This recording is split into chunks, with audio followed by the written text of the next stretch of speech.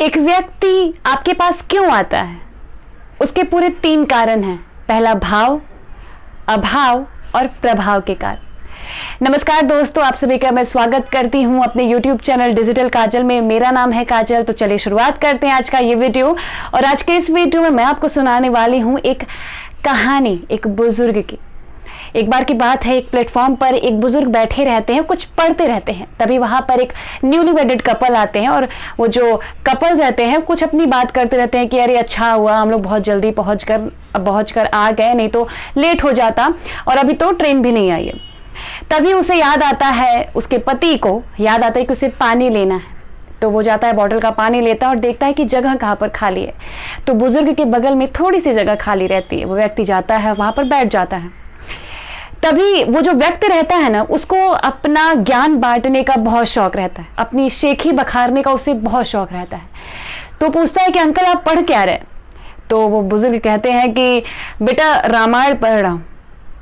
तो व्यक्ति कहता है कि क्या अंकल आप भी ये सब क्यों पढ़ रहे हैं? अरे आजकल अच्छे अच्छे सीरीज आ गए हैं, अब तो OTT प्लेटफॉर्म है, सारी मूवीज हैं, कुछ साइंस की बातें, ये सब पढ़िए ना। रामायण तो हम लोग बचपन से सुनते आ रहे हैं, देखते आ रहे हैं, इनफैक्ट हमारे टेक्स्ट बुक में भी थी। तो छोड़िए, आप ये सब मत पढ़ा कीजिए, ये सब पुराना हो गया है। तो तब तो बुजुर्ग कुछ कहता नहीं है उनको। उसके बाद तुरंत ट्रेन आ जाती है और बुजुर्ग और वो व्यक्ति दोनों चढ़ जाते हैं ट्रेन में। कुछ देर बाद 1-2 मिनट बाद अफरा तफरी पड़ती है। तभी वो बुजुर्ग किसी से पूछते हैं, भाई क्या हुआ, क्यों ट्रेन रुक गई? तो एक व्यक्ति कहता है कि अरे कोई आदमी था, उसकी औरत शायद प्लेटफॉर्म पर छूट गई, चैन पुलिंग की गई।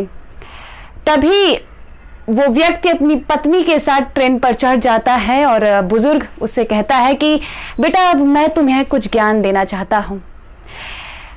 तो व्यक्ति समझा नहीं। वो कहा कि अगर बेटा तुमने रामचरितमानस, रामायण, ये सारी चीजें अगर सच में पढ़ी होती ना, तो जो तुमने अभी चैन पुलिंग की है ना, ये नहीं करना होता। वो व्यक्ति कहता है कि अंकल मैं समझ नहीं पा रहा हूं। बेटा रामायण में साफ साफ लिखा है कि जब भी आपके साथ आप यात्रा कर रहे हैं, आपके साथ बच्चा, बुजुर्ग, वाइफ, औरत कोई भी हो, तो सबसे पहले आप उन्हें चढ़ाएं, फिर आप चढ़ें। श्री राम जब लक्ष्मण और माता सीता के साथ वनवास जा रहे तो सबसे पहले रथ पर श्री राम ने माता सीता को चढ़ाया, फिर स्वयं चढ़े। यहाँ तक कि अपने परम मित्र केवट के नाव पर भी चढ़ना हुआ तो श्री राम जी ने सबसे पहले सीता को चढ़ाया, फिर स्वयं चढ़े। उन्होंने कहा बेटा ग्रंथ, जो हमारे पवित्र ग्रंथ हैं, हमें हमेशा कुछ न कुछ जरूर शिक्षा देते हैं। अब इसका ये मतलब तो नहीं कि हम उन्हें पढ़ना ही छोड़ दें। आप जो पढ़ रहे हैं आपको वो पता होना चाहिए। कैसी लगी मेरी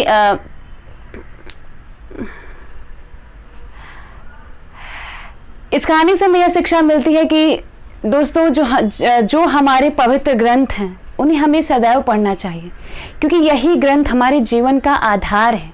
हमें जीवन कैसे जीना है इसी ग्रंथ में लिखा गया है और हमारी सारी समस्याओं का हर एक हल उस ग्रंथ में है। और कैसे लगी मेरी ये कहानी आप जरूर हमें कमेंट कर दें, लाइक करें, शेयर करें, सब्सक्राइब करें हमारे इस चैनल को और बन जाएं इस YouTube फैमिली का हिस्सा। तब तक के लिए डिजिटल काजल हमेशा आपसे कहती हैं कि आप खुश रहें और खुशियां बांटें।